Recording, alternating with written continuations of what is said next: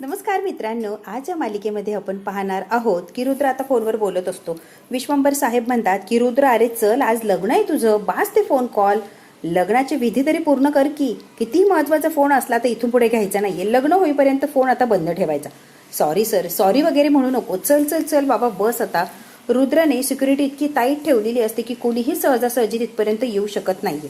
आता रुद्र बसलेला असतो आणि पूजेची विधी, लग्नाची विधी आता सुरू होतात. मुला मुलींनी मंगलाष्टकासाठी उभं राहायचं गुरुजींनी सांगितलेलं असतं. श्रावणीच्या चेहऱ्यावर आनंद अजिबात नसतं. असतो तो रुद्र इतका आनंदी असतो की कमालीचा. मात्र कौतुकाने बघत असतात आपल्या लाडक्या लेकीकडे. तो ज्या दिशेने क्रांतीला घेऊन येत असतो बरोबर त्यांच्या गाडीला आडवी गाडी लागलेली असते रुद्रच्या गुंडांची. तो म्हटलेलाच असतो की मी तिथपर्यंत पोहोचणार आणि रुद्र सुद्धा म्हटलेलं असतो की माझ्यापर्यंत तू येऊनच दाखव.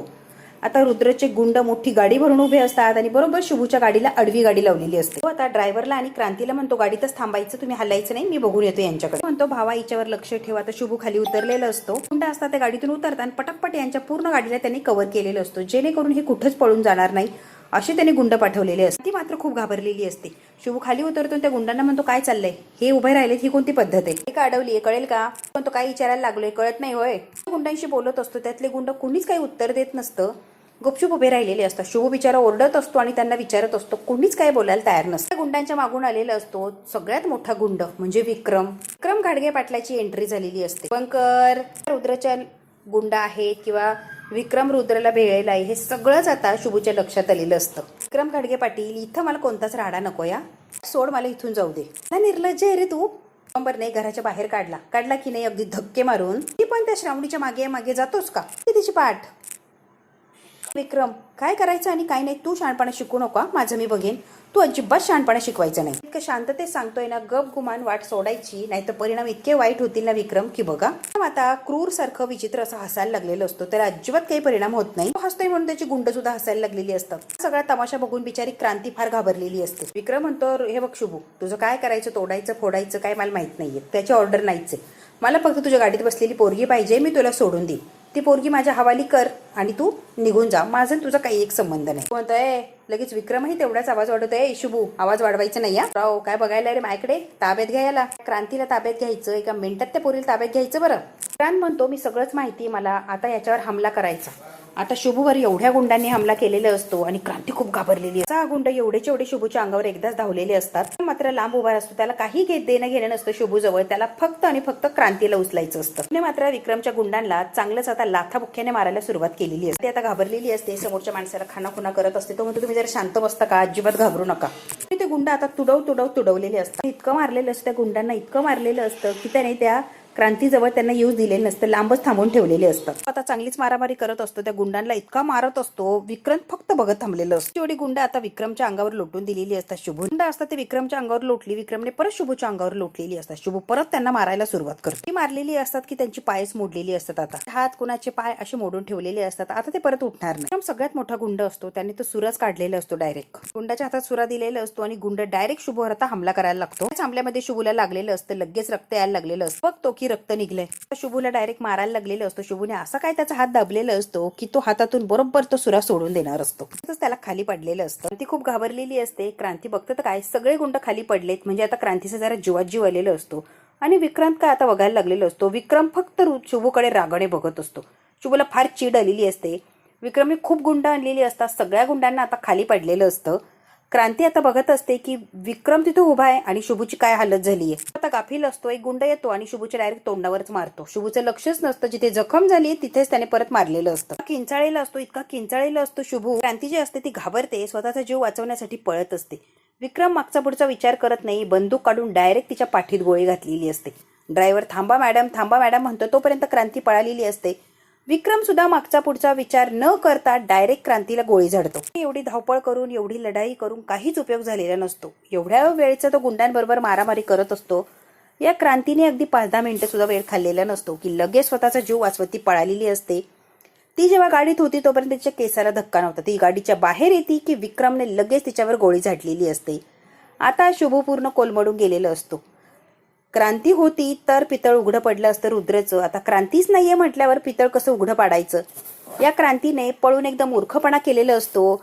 शुभू म्हटलेलं असतो की मी जोपर्यंत येत नाही तोपर्यंत गाडीच्या बाहेर यायचं नाही आणि हिने मूर्खपणा केलेला असतो. शुभूचं म्हणणं न ऐकता ती गाडीच्या बाहेर पळालेली असते आणि याच गोष्टीचा फायदा घेतलेला असतो विक्रमने. एका मिनिटात गोळी झाडून तिला खाली कोसळवलेलं असतं. बघतो हे काय झालंय, शुभूचे अगदी हातपाय गळून गेलेले असतात की हे काय, गुंडांशी मारामारी करत होतो तर आता या क्रांतीला काय करायचं. शुभ ओरडलेला असतो, क्रांती मॅडम. विक्रम म्हणतो चला र, आपलं काम झालंय, ती आता तमाम होणार इथं. विक्रमला माहिती गोळी लागली म्हटल्यावर ही काय जगत नसते. त्या गुंडांना म्हणतो पटापट गाडीत बसा, आपलं काम झालंय फत्ते, आता इथून लगेच चालतं व्हायचं. ती आता खाली कोसळलेली असते. स्वतःचा जीव हाताने तिने घालवलेला असतो. गाडीच्या बाहेर येत नव्हती तर तिला काहीच होत नव्हतं. क्रांती आता जमिनीवर कोसळलेली असते. विक्रम गुंडांना घेऊन निघून गेलेलं असतं. पळत सुटलेलं असतो. क्रांती मॅडम, क्रांती मॅडम. शुभूने ज्या लोकांना मदत केली आहे ते लोक शुभूला ओळखत असतात, पण शुभू नसतो ओळखत. तो आलेला असतो. शुभू दादा काय झालं, मी मदत करू शकतो का काही तुम्हाला. तो यांना हॉस्पिटलमध्ये घेऊन जायचंय, तुमच्याशी नंतर बोलतो. ती म्हणते शुभू मला सोड, आधी श्रावणीला वाचव, तिचं तर वाटोळच होणार आहे. आता मी जगत नाही म्हटल्यावर तिचं वाटोळ होणार. करून तिचं लग्न थांबव शुभू, जा इथून, तिचं लग्न थांबव. तो शुभूचा जो फ्रेंड असतो तो आलेला असतो. तो म्हणतो तुम्ही ना यांना हॉस्पिटलला नेण्याची जबाबदारी माझ्यावर ठेवा आणि तुम्ही ते जे सांगताय ते करा. कोणाचा जीव वाचवायचा तिकडे जा, यांचा जीव मी वाचवतो. शुभूने आधीच्या लोकांना मदत केली, अगदी देवासारखे धावून आलेले असतात. यांना हॉस्पिटलला मी नेतो शुभंकर दादा, तुम्ही तुमच्या कामाला जा. जरा बरं वाटलेलं असतं की हिला निदान हॉस्पिटलमध्ये हा नेईल आणि मी तिकडे श्रावणीकडे जा. ती एकच शब्द बोलत असते, श्रावणीला वाचव, श्रावणीला वाचव. माहिती रुद्राच्या ताब्यात गेली की श्रावणीचं आयुष्याचं वाट लागणार आहे. जशी माझ्या बहिणीचं वाटोळ झालं तसं श्रावणीचं वाटोळ होणार आहे. म्हणून ती अगदी मरणाच्या दारात असते तरी सुद्धा शुभूला रिक्वेस्ट करत असते की श्रावणीला वाचव, श्रावणीला वाचव. शुभूची सुद्धा दुविधा झालेली असते की श्रावणीला वाचवायला जाऊ की क्रांतीला वाचू. शुभूला कळतच नसतं की नेमकी काय करावं आणि काय नाही. आता ओरडलेली असते, शुभू जा आता हॉस्पिटलमध्ये घेऊन जा प्लीज, आणि मी जातोय तिकडे. आता क्रांतीला गाडीमध्ये टाकलेलं असतं. ड्रायव्हर आणि तो मुलगा आलेला असतो. ते दोघं जण मिळून आता हिला हॉस्पिटलला घेऊन चाललेली असतात. तुझी गाडी घेऊन जातो, तू यांना हॉस्पिटलमध्ये घेऊन जातो म्हणतो चालतंय. त्या मुलाची गाडी घेतलेली असते, मोबाईल नंबर घेतलेला असतो आणि आता तिला हॉस्पिटलमध्ये वेळेत नेत असतात. आणि इकडे शुभू श्रावणीचं लग्न थांबवायला पळालेलं असतं. वेळेला देवासारखा धावून आल्यामुळे दोन्हीही कामं होत असतात. श्रावणीकडेही जायचं असतं आणि हिला सुद्धा हॉस्पिटलमध्ये न्यायचं असतं. शुभू त्या मुलाची गाडी घेतो आणि तो निघालेला असतो साहेबांच्या बंगल्याकडे. आता मंगल अष्टक सुरू झालेली असतात. नवरदेव नवरी उभे असतात आणि आता पहिलं मंगल अष्टक सुरू झालेलं असतं. तिच्या चेहऱ्यावर अजिबात आनंद नसतो. फक्त वडिलांच्या आनंदासाठी श्रावणी लग्नाला उभी राहिलेली असते. साहेबांच्या चेहऱ्यावर कम्मालीचा आनंद असतो. पण आता अक्षदांचं वाटप चाललेलं असतं. अष्टक तिकडे सुरूच असतात. शुभू आता धावपळ करत साहेबांच्या बंगल्यापर्यंत पोहोचत असतो. मी बघतो काय लग्न सुरू झालेलं असतं. आता जाऊन उपयोग आहे की नाही हा प्रश्न पडलेला असतो शुभूला. खूप खुश असतात, आनंदाने अक्षदा टाकत असतात नवरदेव नवरीच्या अंगावर. नवरदेव इतका खुश असतो की परत एक शिकार त्याच्या जाळ्यात अडकत असते आणि श्रावणीचं वाटोळ होत असतं. श्रावणी अजिबात खुश नसते. आता मात्र कमालीची खुश असते. श्रावणी घरातून जाणार असते आणि रुद्राच्या जाळ्यात अडकणार आहे. सगळ्या बाजूने नंदा अक्काचा विजय असतो. आणि बेचारी एवढीची सुद्धा हसत नसते. आता भरधाव वेगाने चाललेलाच असतो. इतका भरधाव वेगाने चाललेला असतो, समोर काय त्याला दिसतच नसतं. जोरात त्या धडक होती आणि शुभू खाली कोसळलेला असतो. डोक्याला इतका जबरदस्त मार लागतो शुभूच्या की बस त्याला अगदी अंधारे यायला लागलेले असतात. त्याला काही दिसेन असं झालेलं असतं. आता जवळ होतं चाललेलं असतं. त्याच्यातून शुभू सावरलेला असतो. गाडी उचलतो आणि आता बिना हेल्मेटचाच चाललेला असतो. आता लग्न वेगाने सुरूच असतं. लगाच मंगलाष्टक होत असतात. लग्न सगळं संपत आलेलं असतं. आता काही शुभू अजून पोहोचलेला नसतो. रुद्राने त्याला चॅलेंजेस केलेलं असतं की माझं लग्न तू मोडूनच दाखव, हिंमत असेल तर. शुभूच्या रस्त्यात इतके विघ्न येत असतात तरी एक विघ्न पार पाडत तो पुढे चाललेलाच असतो. आता नवरदेव नवरीला हार वगैरे घालायला लागलेला असतो. नवरी सुद्धा नवरदेवला हार घालायला लागलेली असते. अजून शुभू रस्त्याने चालतच असतो. भरधाव वेगाने पळत असतो. डोक्यातून तिकडून रक्त येत असतं तरी सुद्धा शुभू कशाचाच विचार करत नाही. फक्त श्रावणीचं आयुष्य वाचवायचंय, तिच्या आयुष्याचं वाटोळ व्हायला नको म्हणून बिचारा शुभू चाललेलाच असतो. सगळ्यात जास्ती आनंद असतो तो म्हणजे रुद्र, कारण त्याला एक वाटोळ करायला आयतं शिकार मिळत असतं. काही करून श्रावणीला टॉर्चर करायचं, त्याला हवं ते खेळायचं. तिला एकदा पैसा सगळा ताब्यात आला तिच्या वडिलांचा की श्रावणीला संपवून टाकायचं. रुद्रचं टार्गेट अगदी फिक्स असतं. श्रावणी रुद्रच्या गळ्यात हार टाकणार असते आणि शुभू पळतच आलेला असतो. वॉचमॅन म्हणतो थांबा. शुभू काय थांबलेला नसतो. गाडी आल्या ढकलून देतो आणि शुभू पळालेला असतो पुढे. आता श्रावणी रुद्रच्या गळ्यात हार टाकणारच असते. आता गळ्यात हार टाकायला लागलेली असते. श्रावणी गळ्यातला हार माघारी घेते आणि शुभू थांबा असं म्हटल्यावर लगेच मागे बघते. शुभू रक्ताने पूर्ण नहालेला असतो. कपडे फाटलेले असतात. वाईट अशी अवस्था असते शुभूची. आणि शुभू एवढ्यांच्या समोर येऊन हिंमत करून म्हटलेला असतो की थांबा. सगळे लोक आश्चर्यचकित होतात की शुभूची ही काय अवस्था झाली आणि लग्न थांबाची हिंमत कशी झाली आहे शुभूची. सगळे शुभूकडे बघत असतात. कारण आता भयंकर असा राग आलेला असतो या शुभूचा. किती वेळा हकलून दिलं येऊ नको तरी सारखा सारखा हा शुभू जातच असतो. साहेबांना भयंकर अशी चीड आलेली असते शुभूवर. ते आश्चर्यचकित होऊन शुभूकडे बघत राहिलेली असते की काय चाललंय हे. काय घाबरलेला नसतो, डायरेक्ट पुढे येतो आणि म्हणतो लग्न मी होऊ देणार नाही काहीही झालं तरी. तो शुभू हे लग्न होऊ देणार नाही. किंचाळून शुभू एकच वाक्य 1000 वेळेला सांगत असतो, काही झालं तरी लग्न होणार नाही म्हणजे नाही. तुम्हाला काय करायचंय ते करा, पण लग्न काय आज होऊ देत नसतो. विश्वंभर साहेब समोर आलेले असतात. शुभू तुझी हिंमत कशी झाली माझ्या घरात पाऊल ठेवायची? आला तर आला आणि माझ्या पोरीचं लग्न मोडतं, एवढी तुझी हिंमत? फक्त 2 मिनिटं द्या, 2 मिनिटानंतर मी आपोआप निघून जाईल. 2 मिनिटात फक्त काय म्हणतोय तेवढं ऐका आणि मग मी जाणार निघून. मिनिटं 1 सेकंद सुद्धा माझ्या नजरेसमोर उभं करणार नाहीये. 2 मिनिटं तर खूप लांबची गोष्ट राहिलीये. साहेब आता शुभूचं काय ऐकून घ्यायला तयारच नसतं. ऐकी नाही माझ्यासमोर उभं राहायची, लगेच निघायचं. चालता हो इथून, चल चालता हो. डायरेक्ट साहेबांच्या पायावर डोकं ठेवतो. साहेब प्लीज मला 2च मिनिटं हवी आहेत, मी जाणार आहे, फक्त 2 मिनिटं द्या. तू माझे पाय सोड. शुभू काय पाय सोडायला तयार नसतो. आता श्रावणीला कळतच नाही हा काय तमाशा चाललाय. पाया पडतो. श्रावणीच्या आयुष्याचा प्रश्न आहे, तिचं वाटोळ होईल. साहेब प्लीज माझं ऐका, मी जे सांगतोय फक्त 2 मिनिटं मला द्या. पाय सोड शुभू, पाय सोड. साहेब अगदी ढकलून देतात तरी शुभू काय साहेबांचे पाय सोडायला तयार नसतो. अक्षरशः त्याला ओढत चालवलेलं असतं. शुभू तरी सुद्धा पाय काय सोडायला तयार नसतो. आयुष्य उद्ध्वस्त होईल. ऐका साहेब ऐका, श्रावणीचं आयुष्य उद्ध्वस्त होईल. आता श्रावणी चाललेली असते शुभूकडे किंवा साहेबांकडे. लगेच रुद्रने तिचा हात पकडलेला असतो. इथून कुठेच हालायचं नाही. या श्रावणी सांगितलंय हालायचं नाही. ज्या होणाऱ्या बायकोच्या डोळ्यात दुसऱ्या कोणाबद्दलची काळजी मला अजिबात नको. मी हे सहनच करणार नाही. श्रावणी रुद्रने आत्ताच तिच्यावर रुबाब आणि अधिकार गाजवायला सुरुवात केलेली असते. त्यातल्या त्यात जर शुभंकर असेल तर त्याच्यासाठी अजिबात तुझ्या डोळ्यात पाणी आलं नाही पाहिजे. आत्ताच सांगतोय मी. त्याच्यासाठी जर तुझ्या डोळ्यात पाणी आलं तर मी मिनिटभर सुद्धा सहन करणार नाहीये. रुद्रने आता रुद्र अवतार दाखवायला सुरुवात केलेली असते. श्रावणी खूप घाबरलेली असते. शुभू गयावया करत असतो, रडत असतो, रिक्वेस्ट करत असतो. साहेब काहीही ऐकून घ्यायला तयार नसतात, कारण त्यांना फक्त आणि फक्त शुभू वाईटच वाटत असतो. आपले सगळेच आता घाबरून गेलेले असतात की हा काय तमाशा आहे.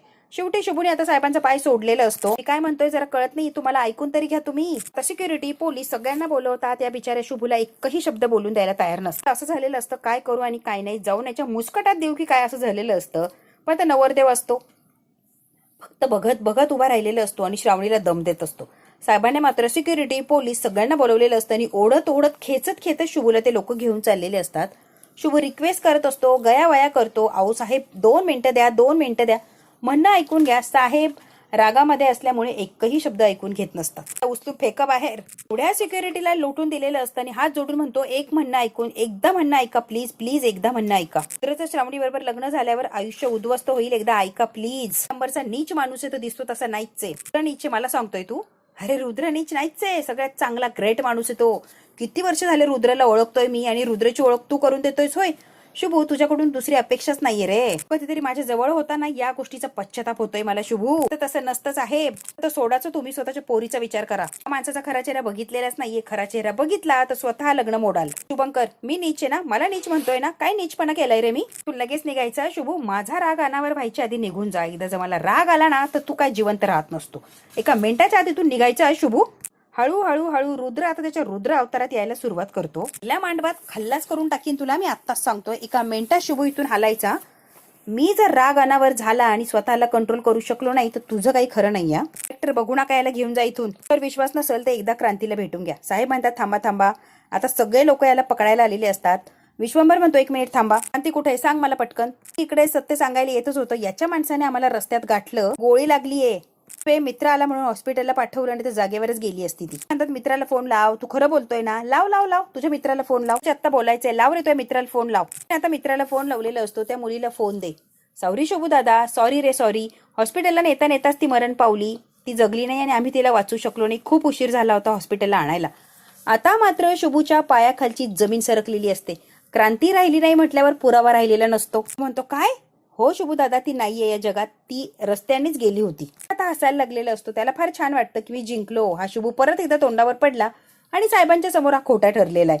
रुद्र सगळं शांतपणे ऐकून घेत असतो आणि जेव्हा शुभू निराश होऊन फोन बंद करतो तेव्हा रुद्र लगेच हसायला लागलेला असतो. त्याला माहिती आहे क्रांती 100% मेली असणार आहे. रुद्रने जेव्हा शुभू साहेबांना सांगत असतो की माझं म्हणणं ऐका, तेव्हा रुद्रने विक्रमला फोन लावलेला असतो की ती क्रांती जिवंत कशी आहे. तेव्हा विक्रम म्हटलेलं असतो, रुद्र साहेब अजिबात काळजी करू नका. क्रांतीला घेऊन जाणारा माणूस शुभूचा माणूस नाहीये, तो आपला माणूस आहे. तो तिला हॉस्पिटलमध्ये नाही तर डायरेक्ट ढगात घेऊन जाणारे. ढगात, कळतंय का तुम्हाला? रुद्रच्या जीवात जीव आलेला असतो आणि रुद्राला माहिती असतं की क्रांती वाचणार नाही, म्हणून शांतपणे रुद्र अगदी उभा असतो आणि म्हणूनच क्रांती मेलेली असते. त्याने एका मिनिटात सांगितलेलं असतं की शुभू दादा क्रांती या जगात नाहीये. त्याने सांगितलेलं असतं तिचा गेम ओव्हर करायलाच त्या माणसाने क्रांतीला उचललंय. रुद्रच्या जीवात जीव आलेला असतो. इतका आनंद होतो की खरंच मी बाजी मारली आणि शुभू परत एकदा तोंडावर पडला. आता हरलेला असतो. सत्याची हार झालेली असते, विजय नसतं झालेलो. साहेबांना आधीच त्याचा राग असतो आणि त्यात ती क्रांती मेली आहे म्हटल्यावर प्रूफ तर राहिलेलाच नसतो. झालंय शुभू बोल की, हे शुभू बोल की. शुभू काय सांगणार? त्यातच साहेब म्हणतात आता सांगू नको की क्रांती वाटेतच मेलीये म्हणून. जाऊ दे, काही विश्वास ठेवायच्या लायकीचा नाहीच आहे, पण तरी तुला मी चान्स दिला होता. तू फ्रॉड आहेस मला चांगलंच माहितीये शुभू. पण अंदा सुद्धा हसायला लागलेली असते आणि श्रावणीला आता टेन्शन आलेलं असतं. शुभू खोटं बोलणं शक्यच नाहीये. तर आता कुचितपणे हसत असतो आणि शुभूच्या लक्षात येतं काहीतरी घोटाळा झालाय. तो म्हणतो की याचा अर्थ तो माणूस रुद्र आणि विक्रमचाच होता. बरोबर त्यांनी प्लॅन साधला आणि मला वेड्यात काढलं. मीच क्रांतीला मारलं. तर तसाही म्हणालेलाच असतो की तू काहीच वाकडं करू शकत नाही आणि रुद्रने ते प्रूफ करून दाखवलेलं असतं. एवढं सगळं करून शुभूने काहीच बिघडवलेलं नसतं रुद्रचं. शेवटी रुद्र सगळ्यांच्या समोर क्लीन चिट असतो आणि शुभू वाईट ठरलेलं असतो. शुभू म्हणतो रुद्र मी काय तुला सोडत नसतो. हा इथलेला माणूस तुझाच होता, त्यानेच क्रांतीला पळवली ना, तिला सुद्धा तूच मारलं ना. काय गेम खेळलास रे तू खरंच. का पलटवला म्हणून आता शुभूने रुद्रचं गचंड पकडलेलं असतं. घट्ट पकडलंय त्या रुद्रला म्हणून सगळ्याची सगळी सिक्युरिटी धावून आलेली असते. शुभू सोड.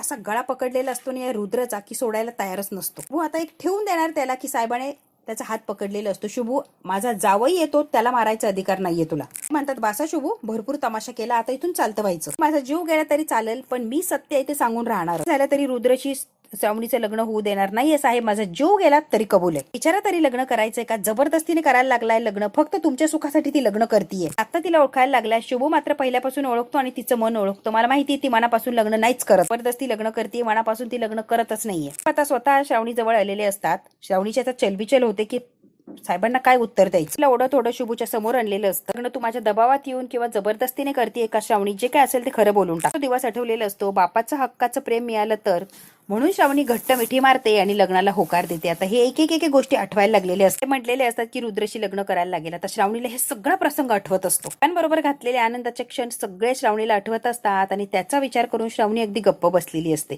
मी जर रुद्रशी लग्न करायला नाही म्हटले तर माझ्या बापाला परत मी गमावून बसेल. श्रावणी तू लग्न जबरदस्तीने करते का? पटकन उत्तर दे. बाबा माझ्या मनानेच करते, मी आनंदाने लग्न करते. लग्न जर मर्जीने करते तर माझ्या डोक्यावर हात ठेवून सांग की तू आनंदाने लग्न करते. कोणी जबरदस्ती केलेली नाहीये.